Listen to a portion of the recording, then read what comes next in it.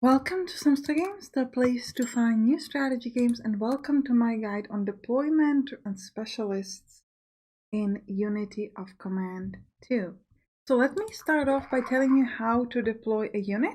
So you can click on your HQs, you can see them over here or on the map. I'm going to click on the British one, and then you click on this little symbol with the arrow pointing down, and this is going to tell you this is called component, the components that you have. So then you can click, for example, on this, and it's going to show off to which unit you can place it.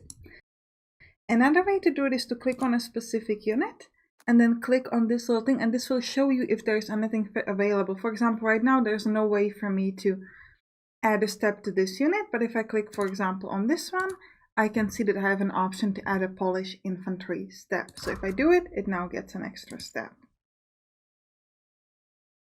When it comes to infantry, one component is equal to one step. So I clicked on that, it has taken one of these things and it put it here as a step, and that's it. But that is not always the case. So there are three types of steps. There's an infantry step. One infantry step is equal to one infantry component.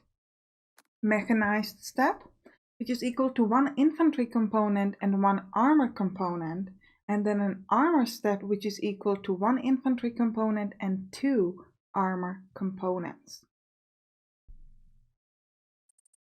Okay, so in order to add a step to this tank, for example, I would need two armor and one infantry. So let me quickly reorganize just so I can get some. So right now, if you look at this, I have one infantry and 8 armor. So if I add a step to this tank, it's going to say here UK armor step 1, but if you hover over this, it's going to tell you the composition, which is one UK infantry component and 2 UK armor equipment. So if I click on this, it has added that step, and I go back to my HQ, but now I only have 6 armor and no UK infantry. So this is very important. Now, if you click on this UK armor, it's going to give you the options to where you can add a step. Now, if I click on this, this is, by the way, a Canadian tank. If I do that, if I click on this UK armor and click on this, I'm going to go now from 6 armor back to 4, and I had a Canadian infantry that has now disappeared from this list. So that's pretty important. If you're clicking on this UK armor, it's going to also take away the infantry with it. So just don't get confused by that. That's kind of how it's done by design. Okay. Why did it take Canadian infantry specifically? Why not some other infantry? Well, the way this works is that each unit has a nationality. For example, this is a Canadian tank. This is a Polish infantry. This is a US infantry. There are 2 major nationalities, and then all the rest of them, they're minor. So the major one are the British and the US. And the way this works is if you want to add a step to a unit, you need to have the appropriate infantry. So for a Polish infantry, you can only use Polish infantry component to add it. You cannot use UK infantry. But when it comes to sort of like tanks, if you have Canadian tank, you're going to need the Canadian infantry component. But when it comes to armor, you take the major nationality. So it's always like UK armor or US armor. There's never going to be like a Polish armor. You're going to take UK armor or US armor and combine it with the proper nationality. So for example, to add a step to this Canadian tank, I need 1 Canadian infantry and 2 UK armor. I cannot do it with UK infantry. I cannot do it with US armor. It has to be the right way. Now, if you, in order to not get confused, if you hover over this Indian infantry, it's going to tell you can be combined with UK armor to create Indian armor steps. So you do not get confused. Free French infantry, for example, gets combined with the US armor to create Free French infantry steps. So each sort of minor nationality is combined with some major one. Essentially, it's like Free French, it's with US, and almost everything else it's with the UK.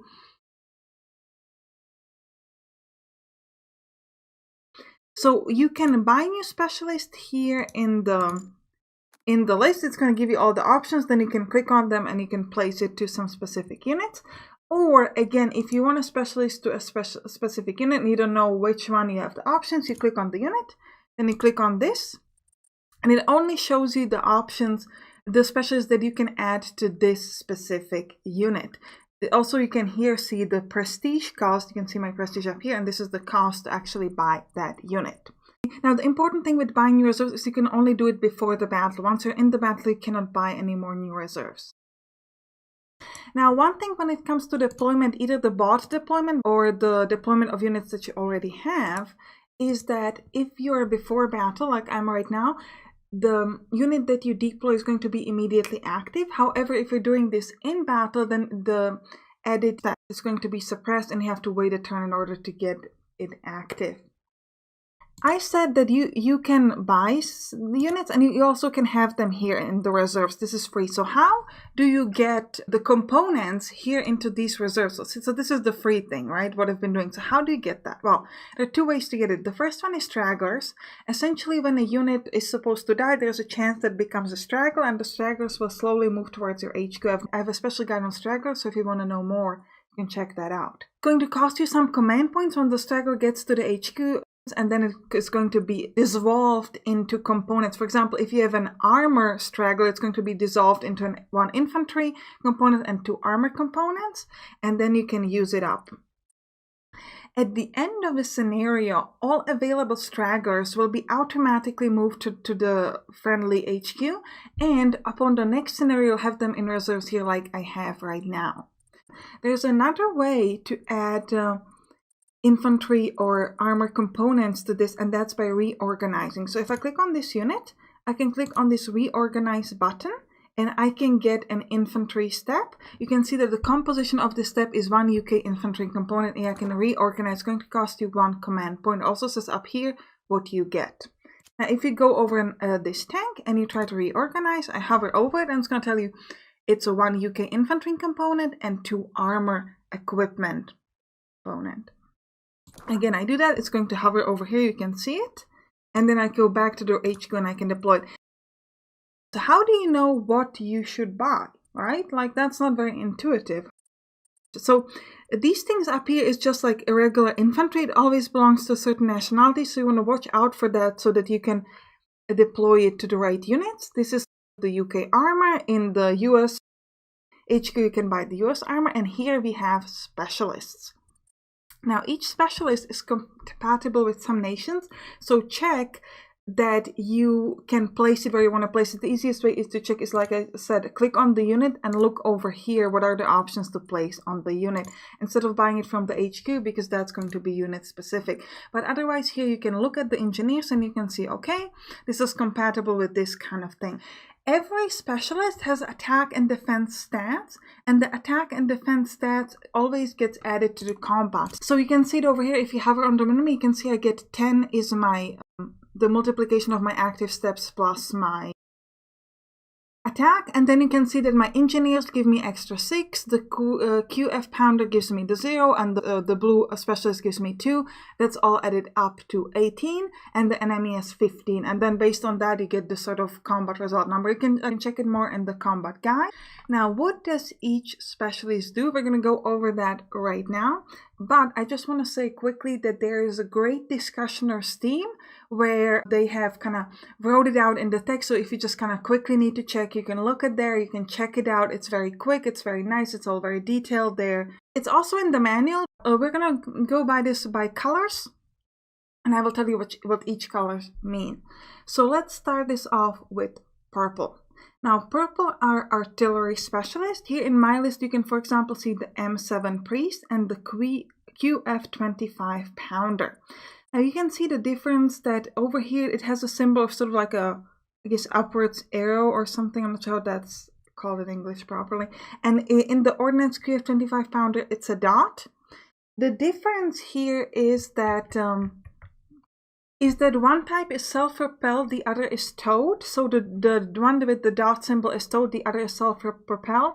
Towed means that they will become inactive if you move the unit. However, self-propelled means that they will stay active if you move the unit. So I'm going to move this unit over here.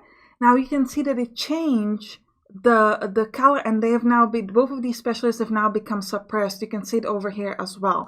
So if it has the dot symbol, that means that it's towed and it will become suppressed, and now you cannot use that ability anymore. So for example, even if I was now near an enemy, which I'm not, but if I was, I wouldn't be able to use suppressive fire because my artillery specialist is no longer active. However, with the M7 priest, I don't actually have any right now, but if I did, they're self-propelled, they're not towed, so their ability remains active. So even if you move, you can still use them. So that's pretty important. What are artillery specialists good for? So you can use suppressive fire and set piece attack if you have artillery specialists. More on those abilities in my headquarters guide, and I'll probably make a separate guide on suppressive fire and head piece attack separately. It can also give you a bonus. You get an artillery shift in combat. More on that in my combat guide. However, remember that the artillery shift caps at 5.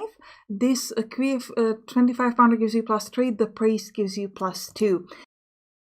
Now let's talk about the next one, which is orange or engineers. Now, engineers are pretty amazing. They already give you +6 attack and 8 defense.